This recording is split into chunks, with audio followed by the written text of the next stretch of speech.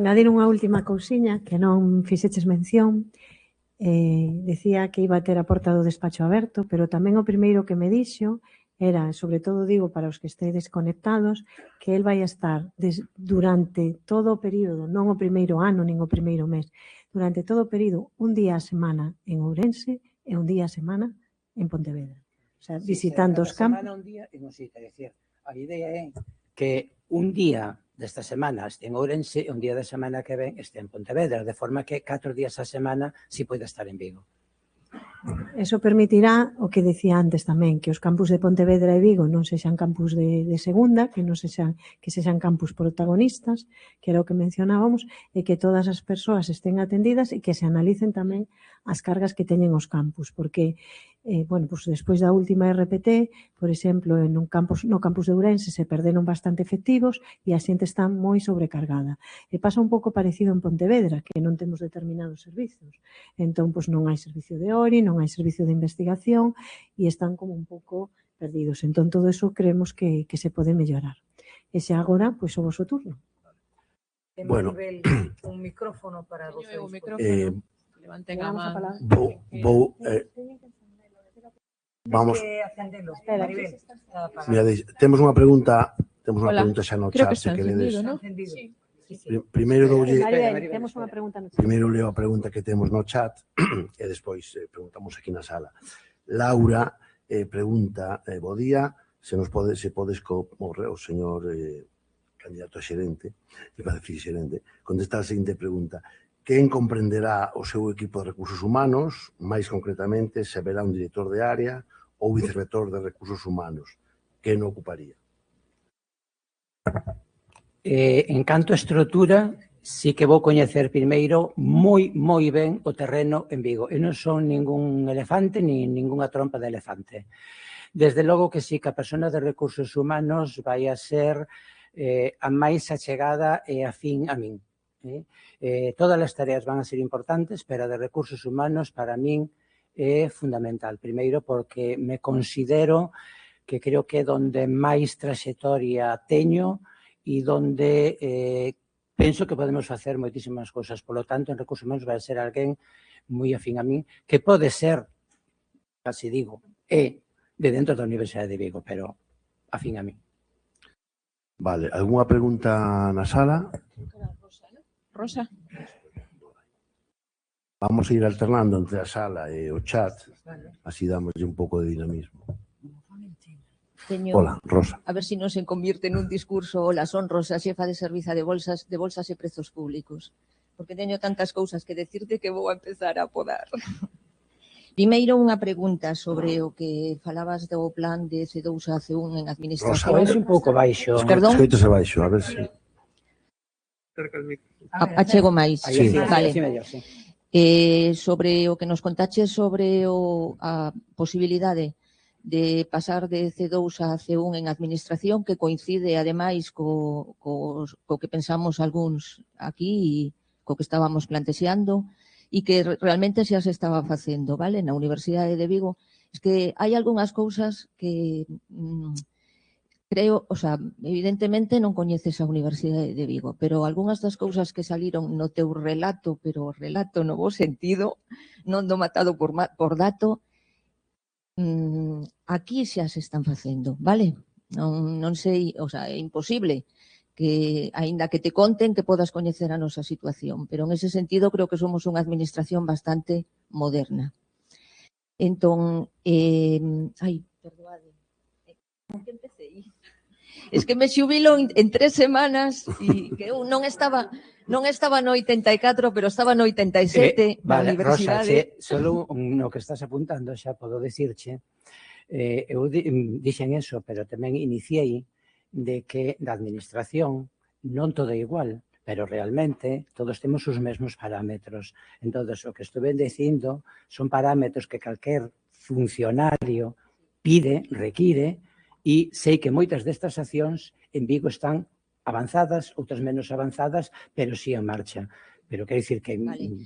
Entón, o que te decía, de C2 a C1, efectivamente aquí se estaba facendo unha promoción interna de C2 a C1 que non era unha promoción interna de como está diseñado na legislación, sino que, e eu tamén todos me coñecen porque falo claro, era a solución a un fraude. O que consideramos un fraude porque na Universidade de Vigo non hai, e creo que poucas administracións debe haber xa, non hai traballo de auxiliar administrativo.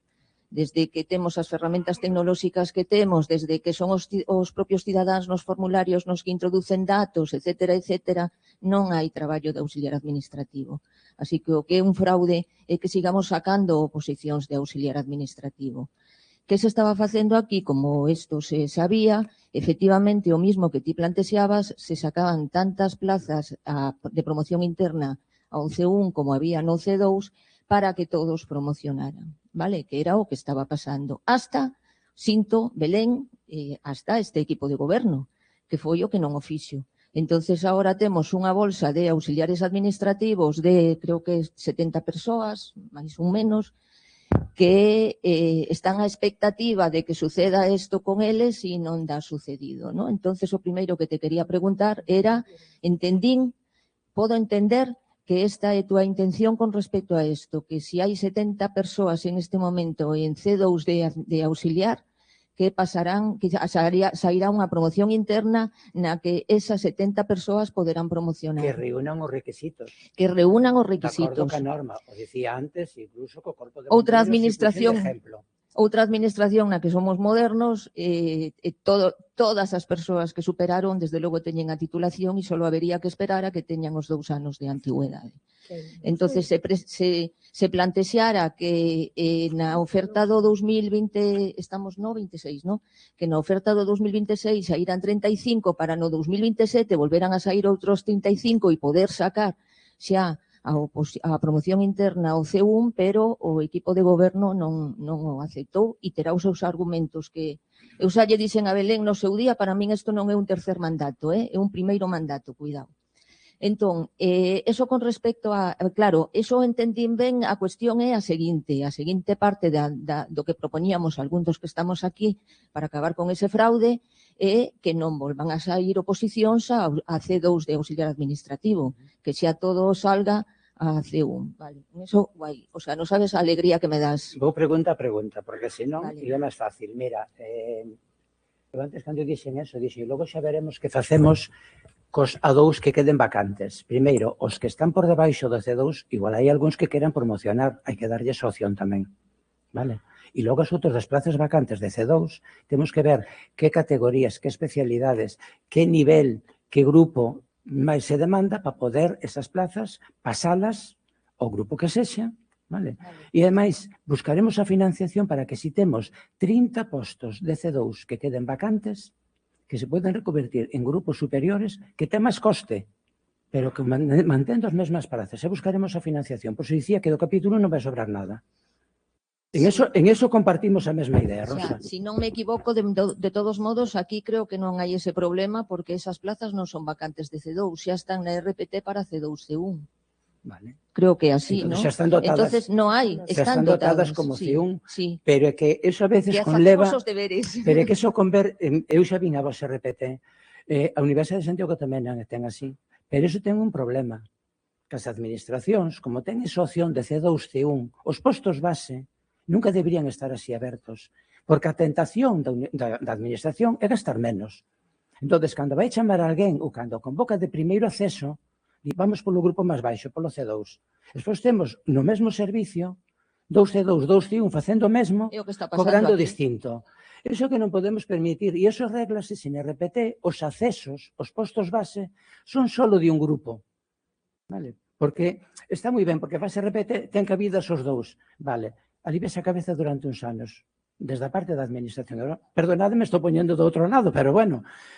Pero se poñemos que cada posto ten un grupo, outra cosa é cando vas a postos singularizados e de nivel, unha sección, un servicio, o que sexa. Pero os postos base, os que son de acceso, cada quen accede ao grupo que realmente opta. E o que se convoca son oposicións para grupos C1, non para grupos C2 da administración. Non sabes a alegría que me das. Pois alegrame que sexa así, que desea que te xubiles con esta alegría. Non se repete... De verdad, porque entonces nos RPT efectivamente desaparecerían os C2 de administración, o nivel base sería o C1 de administrativo base e a partir de aí empezaríamos cos postos Exactamente. singularizados. Bien por ti. Máis cousas. Temos unha cantidade desorbitada de postos por enriba de RPT que se van acumulando e acumulando e acumulando e que son, por suposto, estruturais, porque se non terían desaparecido. Por poñer un exemplo, no meu servizo hai unha xefatura de área que está en comisión de servizos renovándose anualmente desde o ano 2019. Entonces, evidentemente, se lle está pagando é que hai pasta para pagarlle. O que non se entende, entonces, é porque eso non se convirte en un posto de RPT e, polo tanto, pode optar con condicións de igualdade, mérito e capacidade todas as persoas que deban optar a ela por concurso. Vale? Pois isto é unha dinámica habitual da universidade. Entón, que pasa, ademais, e que é o que nos enfada bastante? Que non é que non houbera ningunha modificación. Bueno, primeiro, a RPT do ano 2016. Aínda que para alguén de fora poda parecer que a RPT do ano 2022 non é certo, porque aí o único que pasa é que se incorpora todo os que antes era persoal laboral e, polo tanto, aparecen as escalas técnicas novas, vale? Pero a RPT, como tal, a RPT que afecta as escalas de antes, que era letrado, biblioteca e administración, é do 2016. Gracias a este equipo de goberno, a actividade na universidade se disparou en estes 8 anos dunha maneira increíble, pero, sin embargo, non se disparou a estrutura administrativa, por lo que tenemos unha estrutura totalmente obsoleta. Que pasou? Que non se fixo ningunha RPT en estes 8 anos? Sí, hubo modificacións de RPT. Modificacións que non contemplaron o que xa estaba por enriba de RPT. Vale? Modificacións que interesaban ao equipo de goberno e que son cousas benvidas, o sea, non te creas que nos opoñemos, ni moitísimo menos, son benvidas, pero, señores, dunha maneira ordenada, por favor. Si xa temos cousas que non están en RPT, vamos primeiro a analizar isto, o sea, as que xa están creadas por enriba de RPT teñen que esperar a que negociemos a xeral de RPT, pero despois as cousas puntuais, e entre elas está incluída un servizo, a creación dun servizo completo, isto, sin embargo, sí se abordou.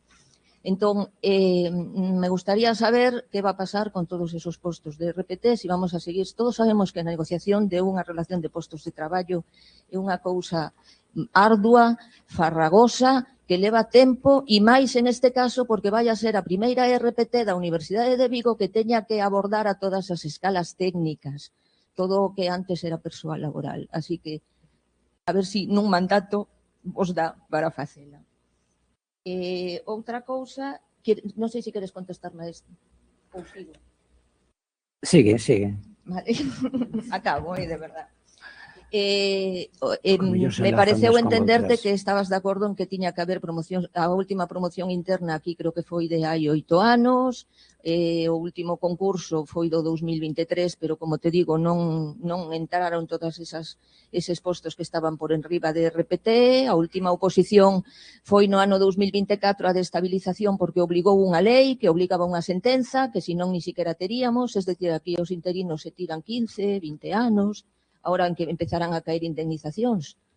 Non sei se esta dinámica é posible que se cambie, pero creo que hai unha oportunidade para que por fin podamos conseguir, porque isto é bo para a institución e bo para as traballadoras e os traballadores.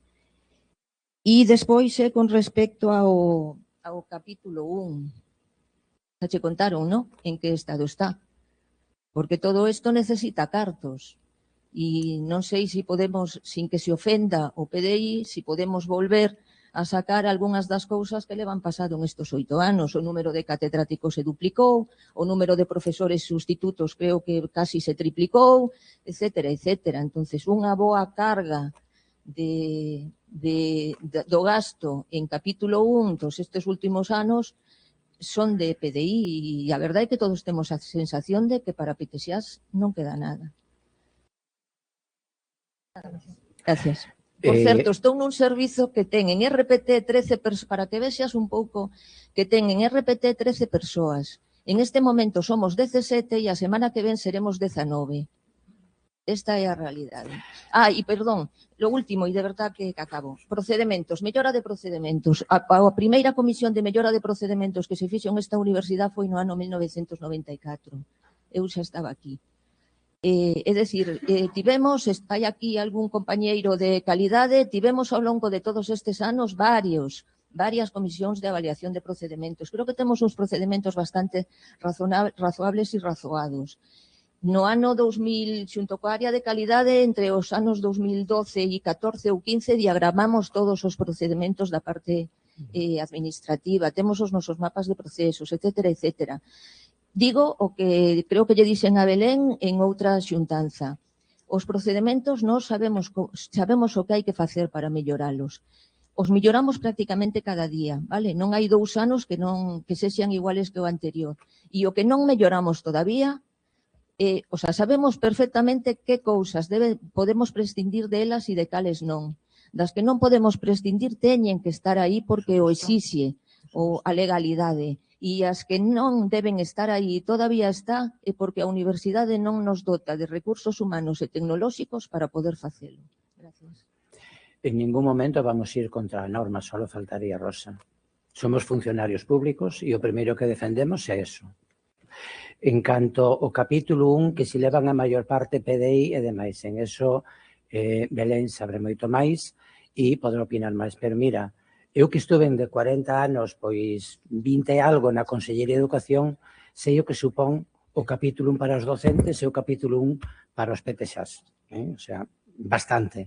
Porque todo o personal docente de primaria e secundaria pago a Consellería de Educación.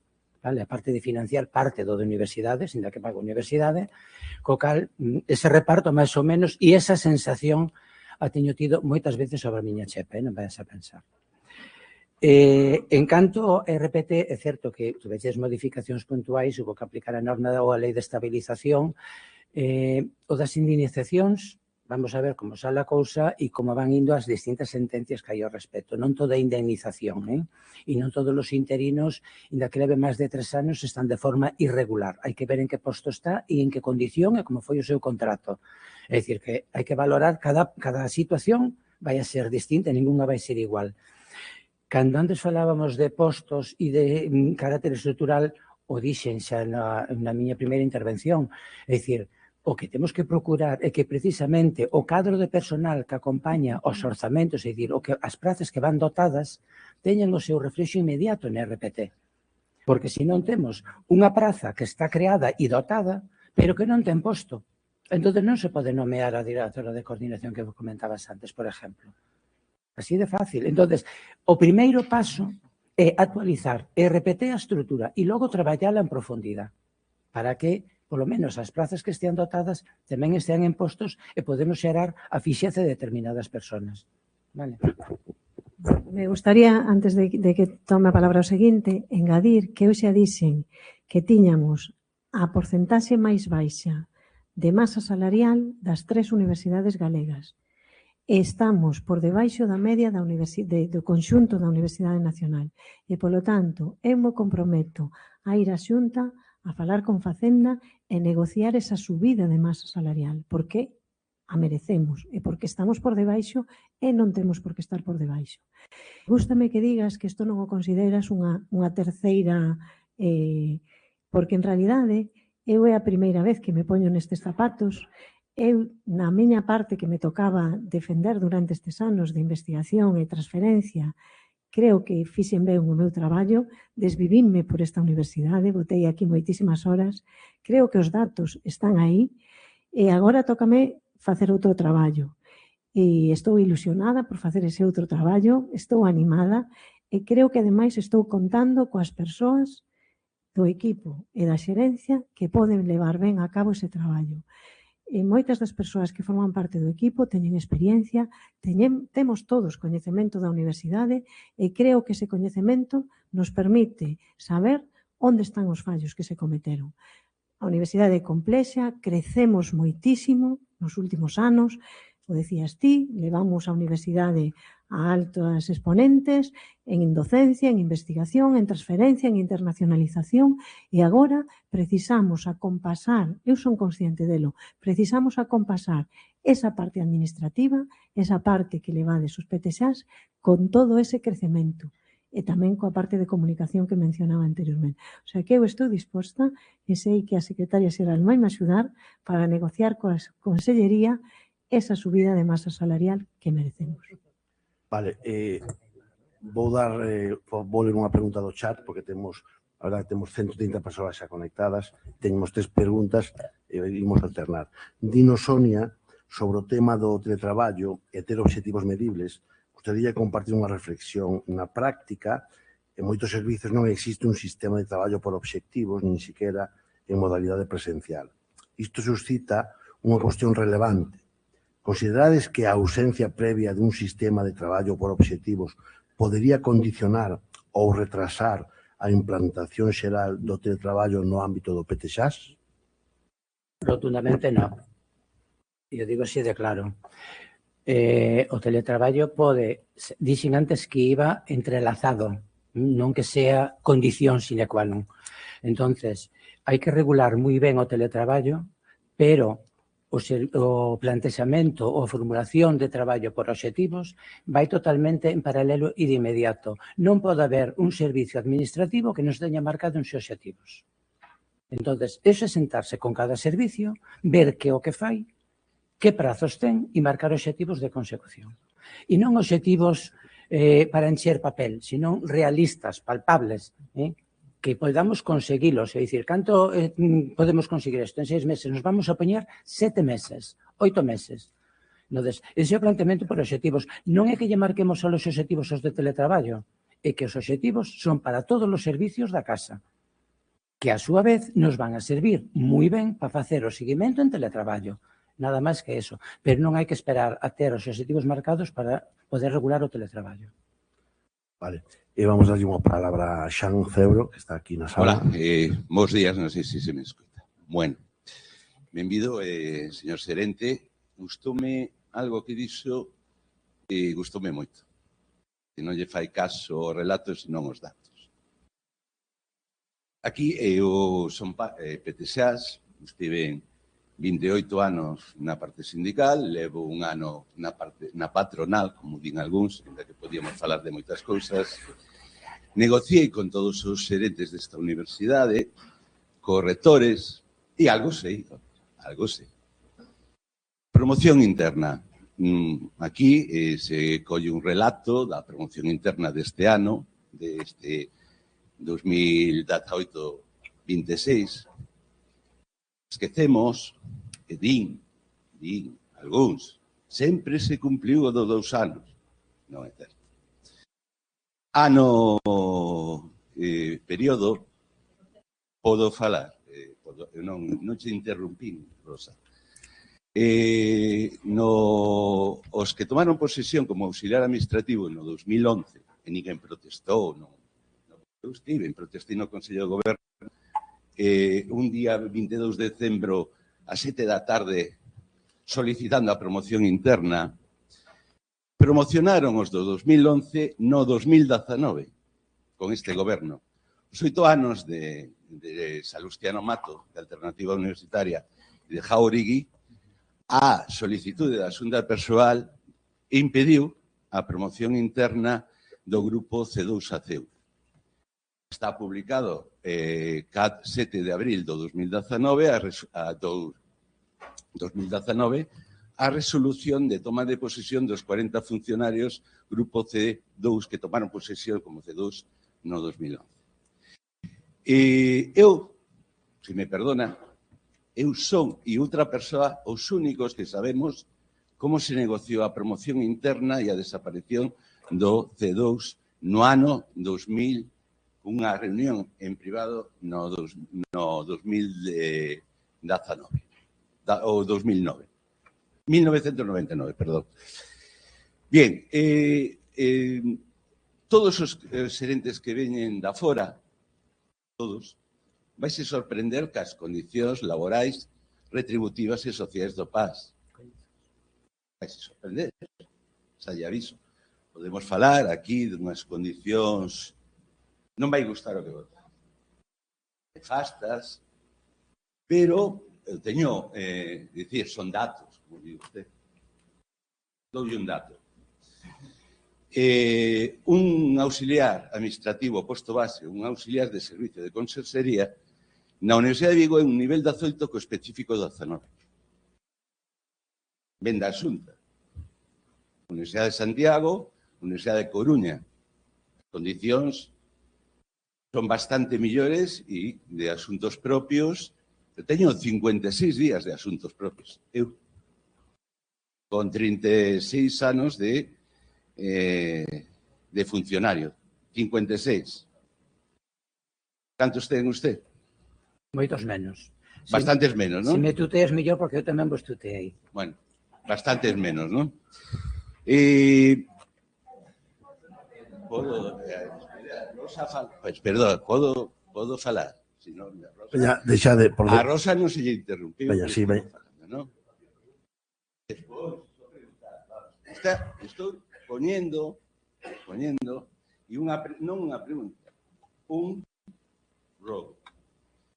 Os únicos representantes do PTSAS, nos guste ou non nos guste, é a Xunta de Persoal.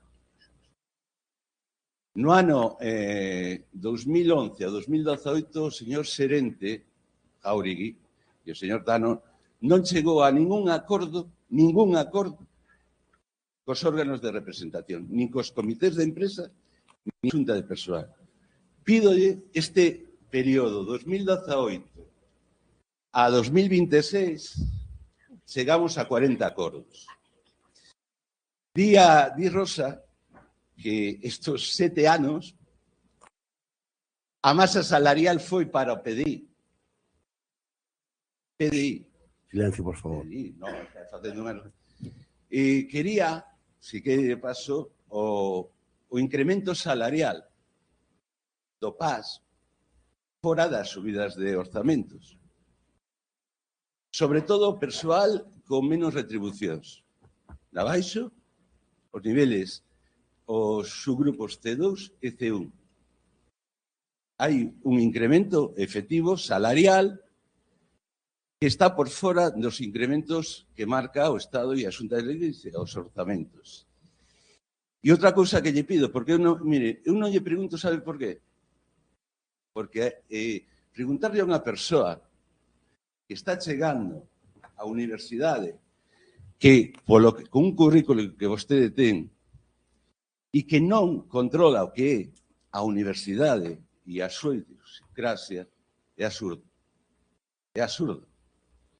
As mesas de negociación son moi complicadas e as situacións de RPT e de situacións administrativas son moi complicadas. Usted di que vai facer a promoción C2 a C1 de administración, efectivamente, pero temos 270 efectivos en C2 de diversas subescalas. Que vai facer na promoción interna?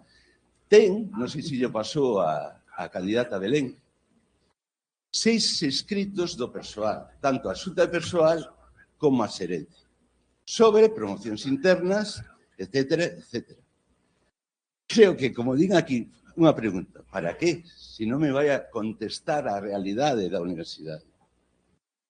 Cando usted aterrice na universidade e empece a negociar ca Xunta de Persoal e vexa o mecanismo da Xunta de Persoal, é cando lle preguntarei. Ahora é absurdo.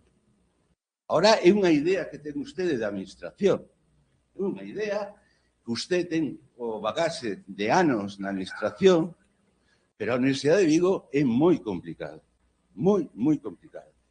E no momento que usted, e fai moi ben, é inteligente, de que non contestar, vaya a promocionar, se usted non sabe cales son os documentos que ten a Xunta de Persoal, que con quen vai a negociar. Entón, que conteste aquí, diga, me poden dicir a min como está a universidade e como se negociou estes anos. Fago un debate con calquera, se servide o que queira, porque eu sei como está a universidade e o que se negociou. Ora, usted, que vai dicir? Visto o currículum e sobre todo como falou e as expresións que utilizou, me está mandando WhatsApp que o están vendo por videoconferencia. Noraboa. Noraboa polo que dixo e trasladou a profesionalización dentro da administración. Pero, bueno, despois preguntará un colectivo, outro colectivo, subcolectivos, pero importante o que lle vai poñer en riba da mesa a xunta de persoal. E usted preguntará e fará o que considere oportuno según os medios que teñen. Entón, noraboa pola intervención e moitas gracias. Vamos a ver, Xan, é certo que todo se coñece cando se está dentro e se manexa por dentro. Pero hai uns parámetros comuns, e volvo a insistir neles, que non nos podemos desvirtuar deles. Primeiro, pola norma, e segundo, porque as administracións temos bastante en comuns de unhas a outras. Que todo se ten que negociar nos órganos de representación, por suposto, é a norma que o establece. Pero tampouco temos por que levar solo o que os órganos de representación nos estén dicindo. Previamente tamén podemos coñecer, sobre todo os que vimos como novatos, eu digo así de claro, coñecer un pouco as ideas de cada servicio, de cada unidade e podelas tratar, incluso antes de ir a negociar, tratar cos órganos de representación. Vale? Eso me parece, para min, é miña forma de funcionamento normal e ordinaria e que a considero que sería correcta. A Universidade de Vigo non é máis complicada que ninguna outra universidade, nin outra administración. Vigo ten unha idiosincrasia, como igual Coruña ten a súa idiosincrasia.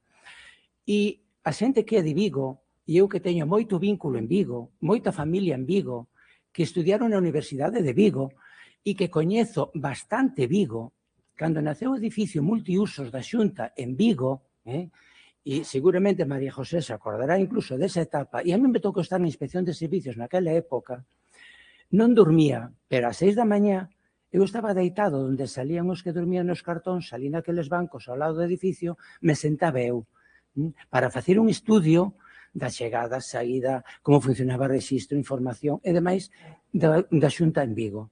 Vale? É dicir, coñezo un pouco de idiosincrasia de Vigo e ver como a Guardia Civil tiña que escoltar a Teresa, que era jefa de servicio de menores, cando estaba aquí en Vigo. É dicir, a idiosincrasia coñezo. Non é peor a universidade, nin funciona mellor, nin moito menos. Nada de eso. Eu eso non o comparto, por lo menos de momento. A mellor dentro de 6 anos, igual xa dou a razón. Pero de momento... Hai preguntas en remoto? Primeiro unha do chat e despois... Sí, vou facer unha pregunta do chat.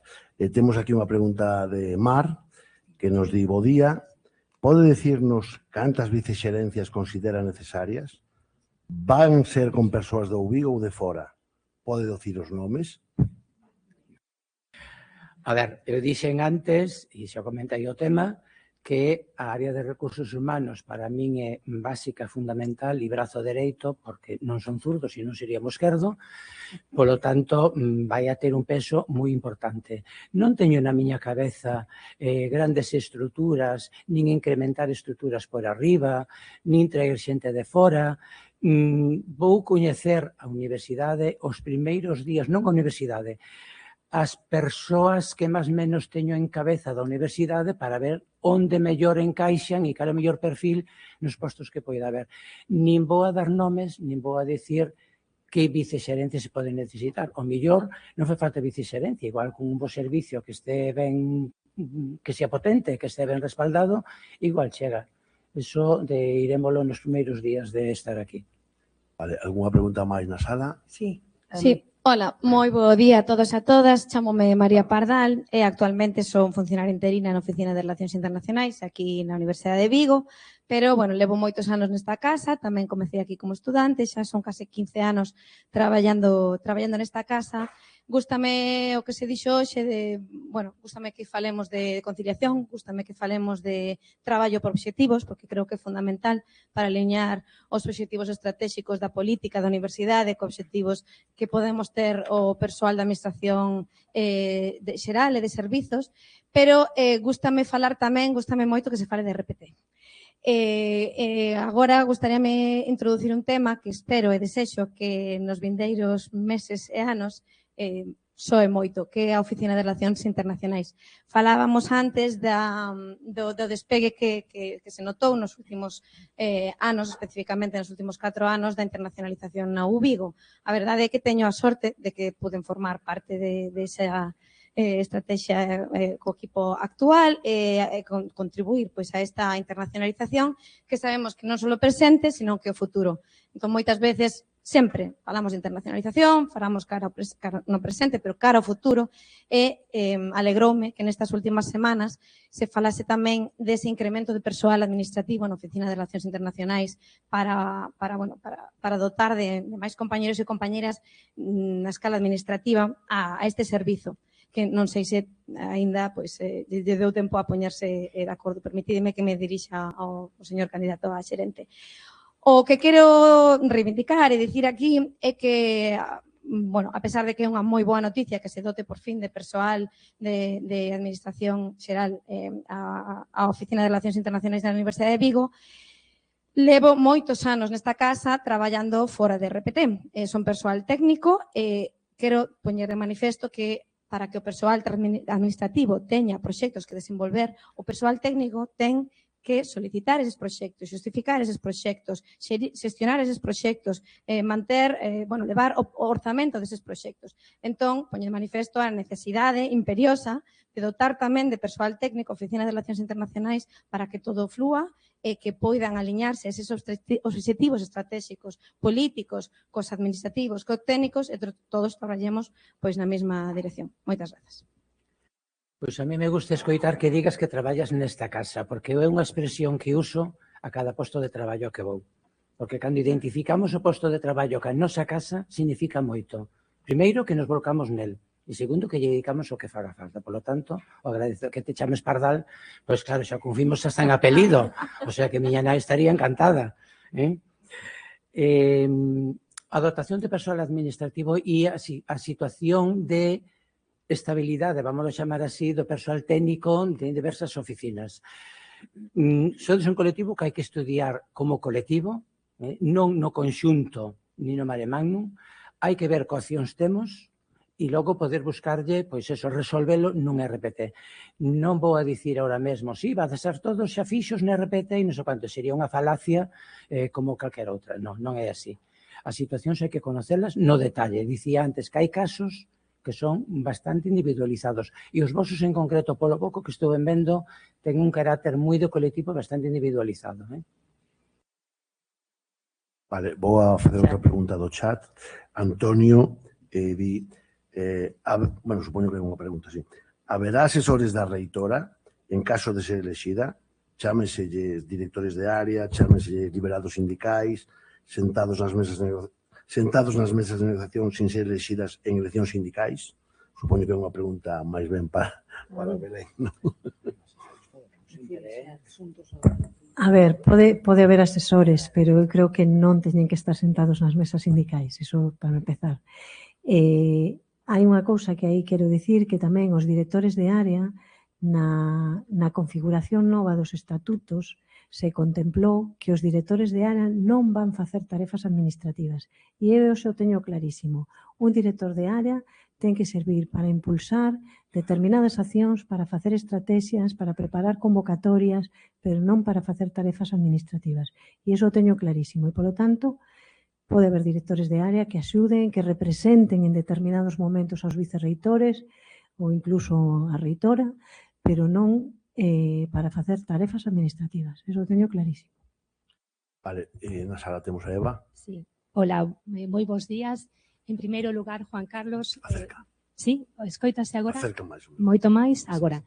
En primeiro lugar, Juan Carlos, benvido á Universidade de Vigo.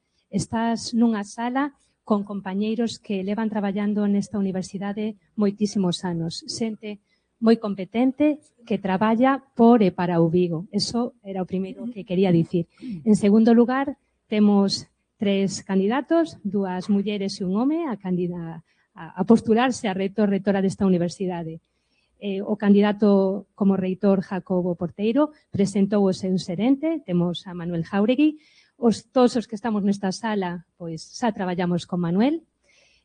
A candidata Belén presenta o seu xerente, persoa que, bueno, non teño nada que dicir por todo ese currículum, e non sabemos todavía, a terceira candidata, é dicir, a Carmen García Mateo, indicou que non vai a, bueno, polo momento, a informar quen é esa persoa que vai ocupar a xerencia, non?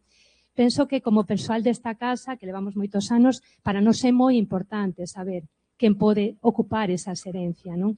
Polo tanto, agradezo tanto Jacobo, en este caso a Belén, que estean presentando a persoa que pode ocupar a xerencia da Universidade de Vigo, algo importante, non sempre ocorreu nos procesos electorais nesta universidade, moitas veces íamos a votar o candidato ou candidata sen coñecer a persoa que ia ocupar a xerencia. Penso que é unha valentía por enriba da mesa quen é esa persoa que pode ocupar a xerencia. En segundo lugar, seguindo o que comentaba a miña compañeira Rosa, persoa que se vai a xubilar, que leva nesta casa toda a vida, temos que facer un encaixe moi importante na universidade. Temos un colectivo de administración, como dicía, con moitísima experiencia, pero tamén temos un colectivo técnico que ven dun proceso de funcionalización, que tamén levamos nesta casa moitos anos, e, aínda que esa funcionalización se realizou, non houbo ese encaixe necesario entre as escalas administrativas e as escalas técnicas, un pouco tamén no que está comentando a nosa compañeira María, non?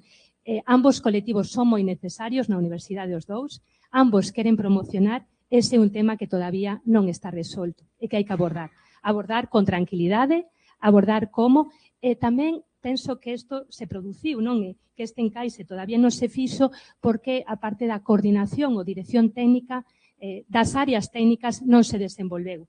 Entón, isto creou unhas tensións moi importantes no noso colectivo, onde, claro, o que se están publicando últimamente son xefaturas de servicio que nesa RPT estaban vinculadas a unha escala de administración e como na parte técnica ese percorrido de coordinacións técnicas ou direccións técnicas que existen noutras universidades aquí non se desenvolveu, excepto en algúns servicios moi puntuais, como os informáticos históricamente, pois iso está causando unha tensión moi importante entre ambos os colectivos que me gustaría que non existira. Entón, o poño en riba da mesa como tarefa futura, non? A abordar esa cohesión, ese desenvolvemento da carreira profesional que non horizontal para que todos os colectivos desta casa poidan promocionar. E sen máis, pois, benvido e moitas grazas por estar nesta mesa.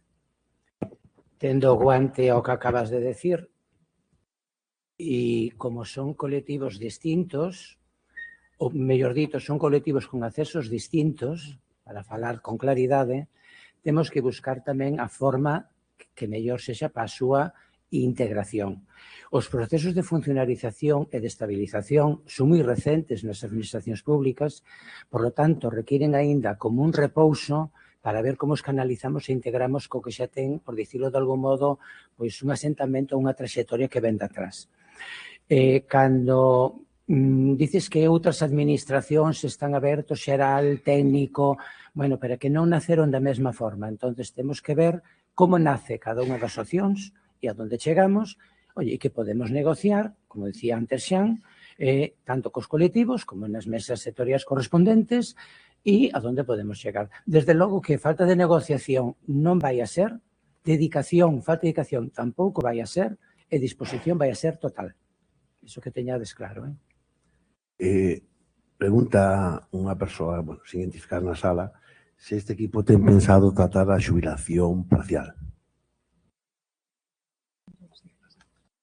A ver, a xubilación parcial hai que ir moi acorde ca norma.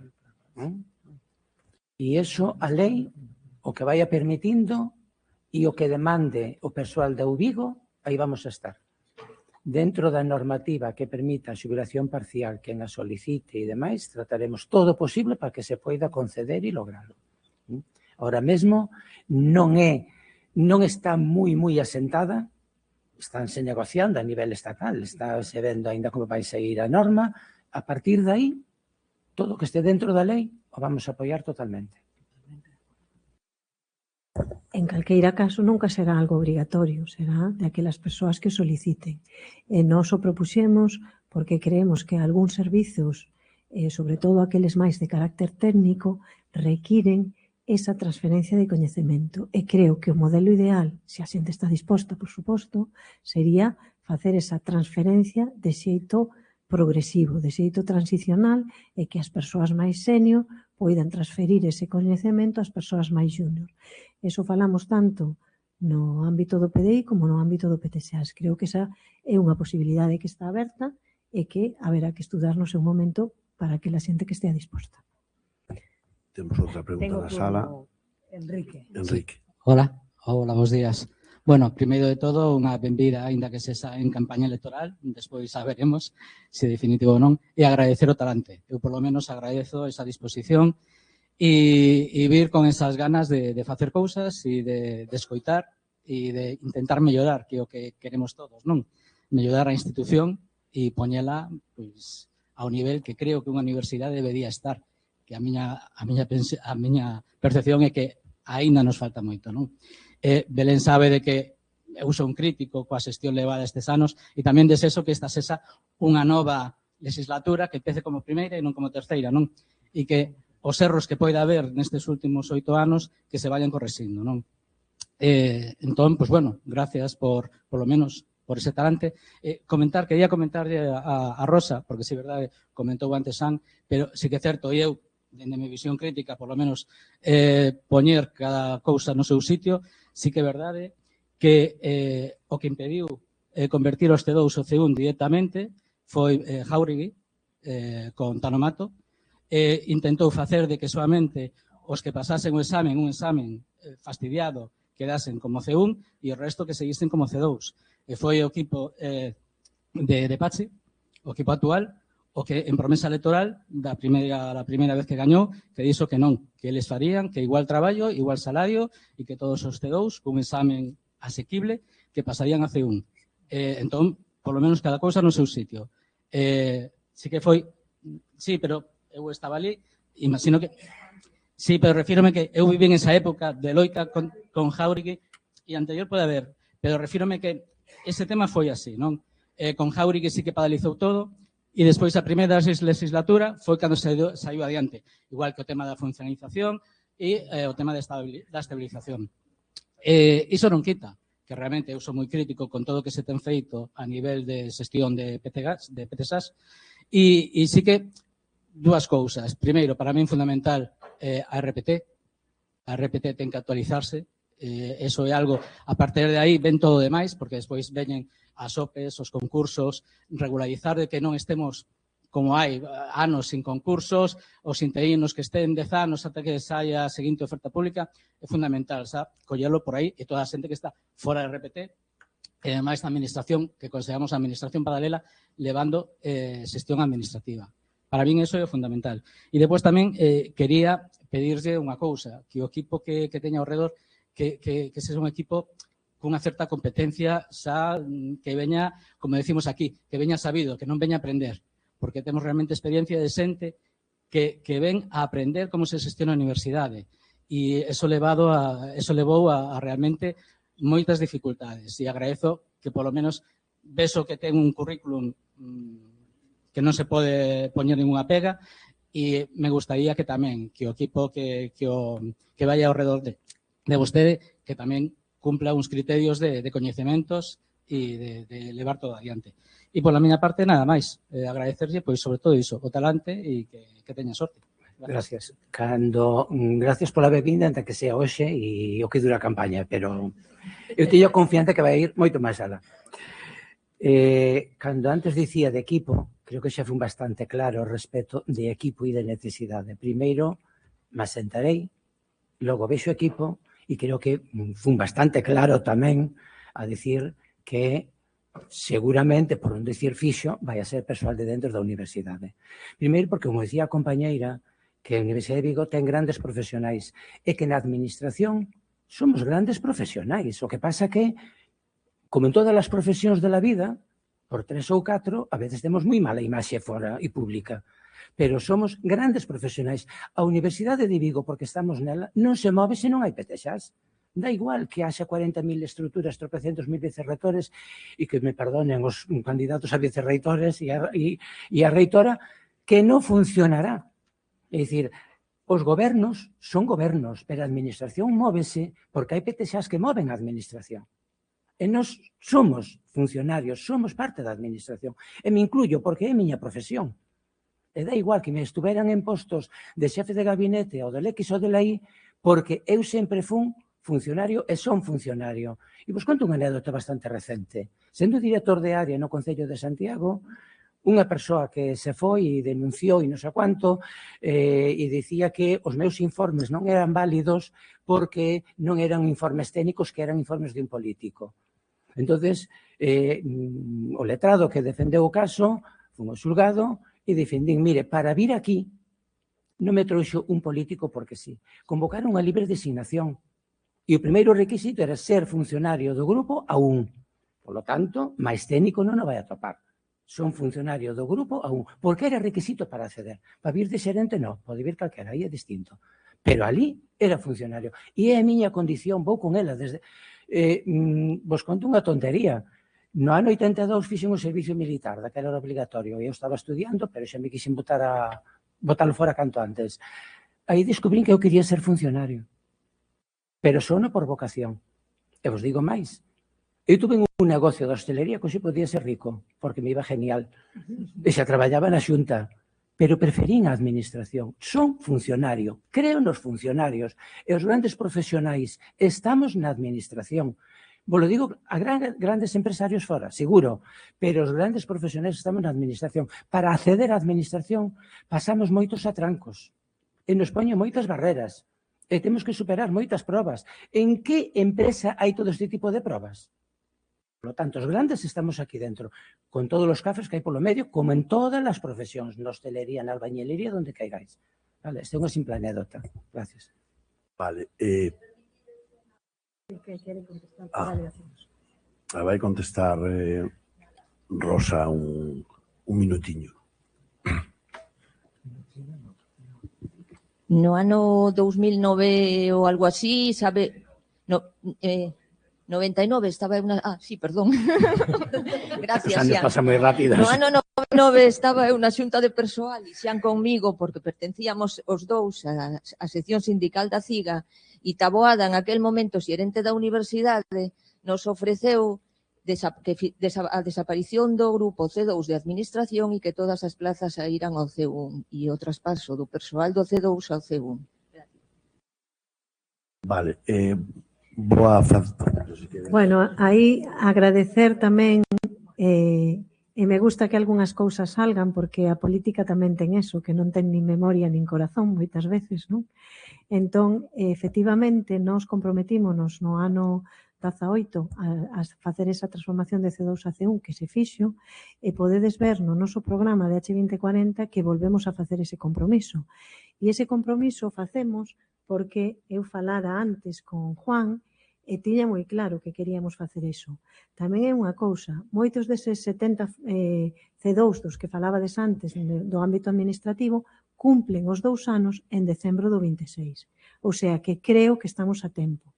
E eu comprométome a que eso sea así antes de que remate o 26 e que esa xente, primeiro, porque no cómputo xeral do orzamento da universidade é pecata minuta, que son 100 e pico mil euros. Eso para o conxunto, incluso ainda que nos pasemos un pouco da masa salarial, se pode asumir. E tamén, como dixe antes, tamén me comprometo a negociar coa Xunta e coa Consellería para que teñamos máis masa salarial. O sea, que ese compromiso que está escrito no programa e o podedes ver no apartado voso para o PTSAs e o dixen tamén no debate, tedes o meu firme compromiso que tamén apoiado polo candidato a xerencia. Vale. Miguel, espera, que vamos a dar un paso a alguén do chat. Non pasa nada. Temos aquí a Alberto Mariño, que che dá o bo día, Juan Carlos, e di que nesta universidade pasan ao menos 5 anos entre dous concursos de traslados. Que opinión che merece e se haberá concursos con maior frecuencia se chegas a ser xerente? Desde logo que sí. Os que me coñecen saben como peleo e o ritmo que levo. A actual directora me dice 24/7, con eso me defino. Entonces, 5 anos un concurso me parece unha aberración. Eu que estuve na Consellería de Educación tantos anos, Os concursos de docentes salían anualmente e cada dous abarcaban o ámbito nacional. E salían os concursos, iba a dicir como churros, casi. E non sei por que as outras administracións non nos poden sacar deste tipo exactamente igual. Nos vamos a ir por ese camiño. Desde logo, cada 2 anos debería haber un concurso. Vale, temos ahora unha pregunta na sala. Hola. Bo día. Escoitaseme, sí, creo que sí. Bo día de novo. Moitas grazas pola exposición franca sobre as cuestións que se preguntan, ainda que estamos aínda en período pre ou período electoral, pero, bueno, creo que a exposición é relativamente franca, o que se agradece. Gústame escoitar pola parte que me toca, pero, en xeral, que a mellora da calidade dos servizos públicos é un eixe central deste goberno, vai ser un eixe central. E me gusta escoitar tamén que o PAS é o centro, o corazón da xestión da universidade. Estos son aspectos que me gusta moito. Ahora vou a reforzar ou me gustaría facer unha pequena foto do colectivo que pertenzo, que aquí me vou enfocar máis nas áreas técnicas. Creo que se trataron algunhas cuestións, sobre todo a parte administrativa. As áreas técnicas compartimos algunhas problemáticas dos nosos compañeiros, das outras escalas, pero tamén temos problemáticas particulares que é posible que xa coñezas, ou senón vou intentar facer unha foto moi rápida. Creo que a Universidade do Futuro ten que ser innovadora, sostible, e a mellora continua está moi ben, pero creo que ao día no que estamos temos que ir máis alá, temos que ir a unha transformación para afrontar os novos retos. E as áreas técnicas creo que son unha parte fundamental desa transformación. Xa o somos, o noso traballo, e creo que debemos ser o máis. Non os únicos, evidentemente, pero creo que somos fundamentais. A día de hoxe, creo que hai un certo desequilibrio.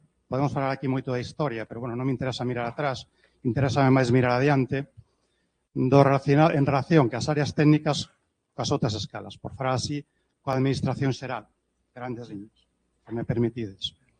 Hai certos desequilibrios en relación co posicionamento e co recoñecemento dos niveis, hai desequilibrios relacionados coa disponibilidade de estruturas de dirección e hai desequilibrios en relación cos dereitos de progresión profesional e os dereitos de mobilidade que ti ben mencionabas ao principio. Entonces, sen ánimo de crear máis tensións, como decía a miña compañeira Eva, a miña pregunta é moi directa. Esta xerencia, vai a ser receptiva a isto que estou dicindo ou non? Este xerente vai a ser receptivo a escoitar e negociar con todos e leválo á mesa sindical que corresponda. Son algo máis que franco e a veces deixo de ser políticamente correcto e digo cousas que mellor en cada non debía dicir, pero non vou a mentir. Digo as cousas como as sinto, como as penso, como a miña trayectoria demostra que o levo feito. Polo tanto, ningunha escala, ningún colectivo vai a quedar desatendido. Hasta onde podemos xogar con cada un deles? Non o podo adiantar hoxe mesmo porque teño que coñecelo por dentro. Son un gran defensor, xo comentaba cando entramos aquí e nos presentaron, da calidade dos servicios públicos. Traballei nese ámbito durante moito tempo. Traballei na avaliación de rendemento dos funcionarios públicos. E son defensor acérrimo. E a calidade non é que lle deamos ao cidadán cando pasa pola rúa e ven a ventanilla e tal, e lle dicimos o que quere escoitar. Non. A calidade é dicir o que realmente lle temos que dicir. E da co mellor marcha cabreado, dicindo non me deron a pensión que viña a buscar. Pero sí, lle dimos a explicación correcta pola cal non lle podemos dar a pensión. Esa é boa calidade, boa atención. Pois eu son un gran defensor, co cal comparto contigo iso, comparto experiencia. Teño que coñecer moi ben o vosso colectivo por dentro, vin algunha das vosas demandas, vin algúns escritos que Belén me pasou, estuvemos vendo conxunto, pero eso require un estudio máis profundo como comprenderedes, e eu non vou aventurarme a dicir algo que logo non vou poder cumplir contigo ou con vos. Vale? Temos algunha pregunta máis na sala? Bueno, pois, non habendo máis preguntas, non sei se queredes facer algún turno de despedida ou similar. Bueno, simplemente decir gracias por asistir, por conectarse os que se conectaron, por ese interese en que, bueno, viña un da xunta hoxe aquí que propoñen como xerente, inda que só xa por ese interese a ver quen é, pois moi agradecido e, sobre todo, agradecido polo respeto e atención que houve na sala e na conexión. Eu solo gracias ao que teño que dar. Gracias a todos por asistir.